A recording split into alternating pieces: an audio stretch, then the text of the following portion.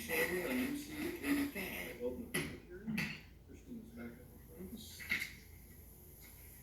I'm back. Same presenter, Christian Williams, principal planner, from the same applicant as well. Different property within the city. This property is in central Goodyear. It's located on 47.35 acres, generally located at the southeast corner of Saraville Avenue and MC 85.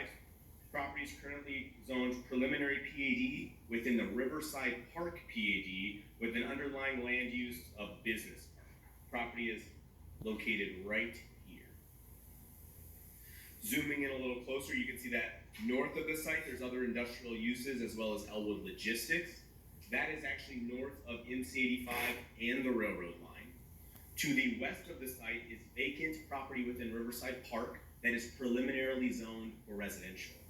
To the east and southeast of the site is property owned by the city of Goodyear for our 157th Avenue Public Works campus, which includes fleet, wastewater, surface water, all that good stuff. South is right-of-way that has been acquired by ADOT for the potential expansion of the SR30 Terrestrios Freeway, and those are all the uses in the surrounding area. Okay, so quick zoning history. As mentioned before, this is zoned preliminary PAD within the Riverside Park PAD. That was rezoned back in 2005, December of 2005. That preliminary PAD called for a mix of residential uses on the west as well as a business park.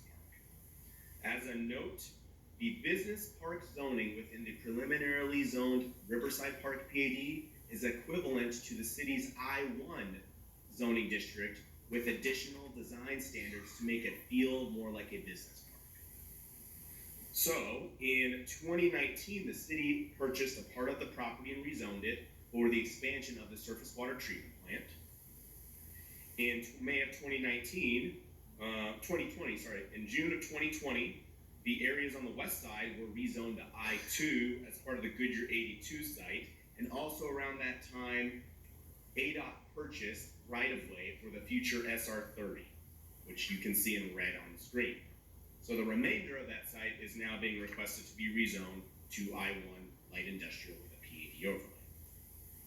What was the PAD overlay do? Well, the PAD overlay would allow for height increases from 50, which is currently allowed in I-1, to 70 if it is further than 500 feet away from residentially zoned or preliminarily residentially zoned land uses. Additionally, there would be requirements that create more of a business park feel, such as no cross-dock warehousing being allowed, no dock doors facing Saraville Avenue. The westernmost industrial buildings or business park buildings would need to have pedestrian connections to Saraville.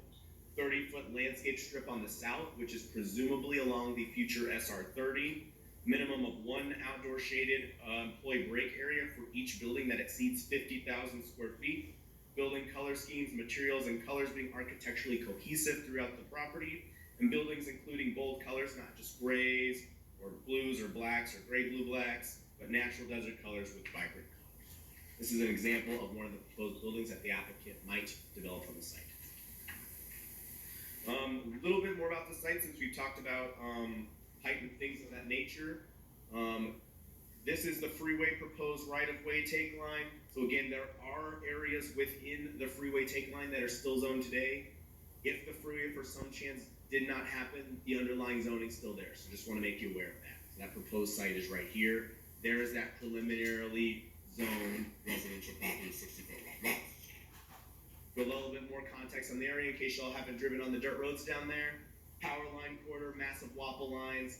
There will potentially be a freeway stack interchange about 1.5 miles to the southwest of here for the 303 at 85. This is an example of what the one at 303 and 10 looks like. You've got railroad tracks, you have some industrial, and you have the Buckeye Irrigation District canals. To date, the city has not received any resident opposition, and staff has evaluated the impacts of this proposed zoning on the greater community. With no major concerns being found, staff is recommending you forward an approval recommendation to rezone the property preliminary PAD with an underlying use of business park to I-1 with a PAD overlay to create something akin to a business park, subject to the stipulations found in the staff report, which include a quarter contribution to the signal at Saraville and MC 85. Like the last presentation, the applicant is here if you have any questions, and I'm also here if you have any zoning related questions. Anything for Christian? And she's coming up, you don't have to.